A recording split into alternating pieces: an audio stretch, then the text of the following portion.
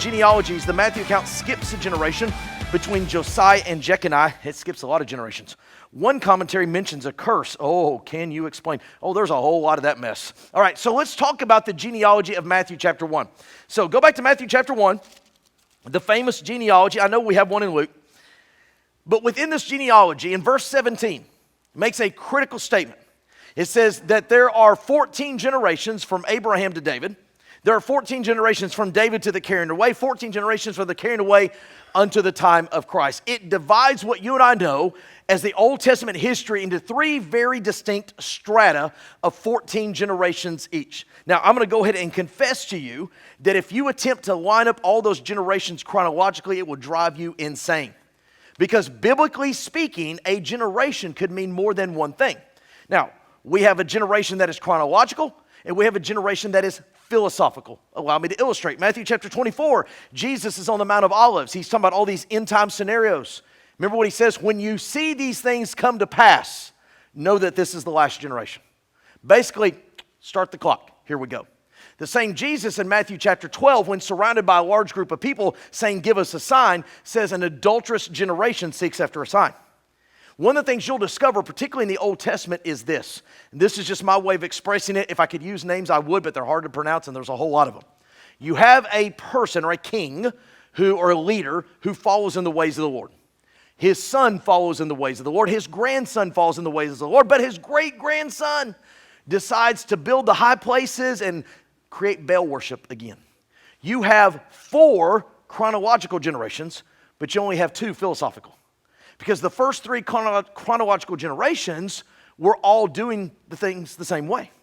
So when it says there were 14 generations from Abraham unto David, you can't match it up chronologically, but you can match it up philosophically because so many of them, either contrary to the Lord or alongside of the Lord, were walking in succession to previous chronological generations. And so that kind of helps with that scenario, so to speak. Now, what about this curse? The curse is really on Jeconiah. All right, go to Jeremiah chapter 22. We started in Jeremiah. We're going to return to old Jeremiah. And by the way, in the book of Matthew chapter 1, he's called Coniah. Okay, it's the same person, Jeconiah. But in Jeremiah chapter 22, he is so wicked. I mean, he is a wicked man. And this is very relevant to what we know as the Christmas story. He talks about how evil he is in verse 28. It says, is this man Coniah, this is Jeconiah, a despised, broken idol? Is he a vessel wherein there's no pleasure? Wherefore they are cast out, he and his seed, they're cast in a land which they know not. O earth, earth, earth, hear the word of the Lord. Thus saith the Lord, write ye this man childless, a man that shall not prosper in his days, for no man of his seed shall prosper, sitting upon the throne of David and ruling any more in Judah. Now do you understand why we had to have a virgin birth? Coniah or Jeconiah was so evil, God said, I'm done. By the way, you go back into Genesis 3:15. We talked about it this morning. The seed of the woman. I didn't major in biology, but I made an A in it. Of course, I also had one of my coaches as my teacher, but nonetheless, I made an A in it. And you know one of the things that I learned is the seed comes from a man, not from a woman. And God said the seed of a woman. The virgin birth was prophesied all the way back in Genesis chapter 3. God said, I'm going to do this differently.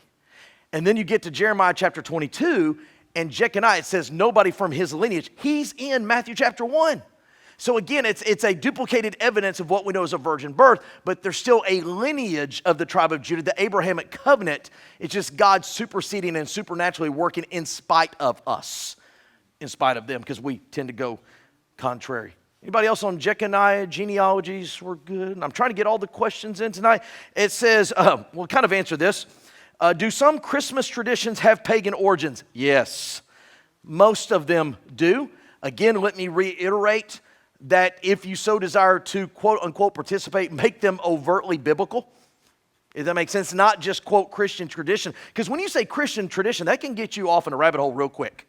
Because there's a lot of traditions that Christians do that aren't biblical, right? So again, that being said, just, I understand there is the context, the culture we live in. It is what it is. Thanks for being a part of today's daily question. Now, we answer a question each and every day. Please feel free to submit a new question at AskJeff questionoftheday.net. We may not have gotten to yours today, but we eventually will continue to be a part of this. Subscribe so you don't miss out on a question every day.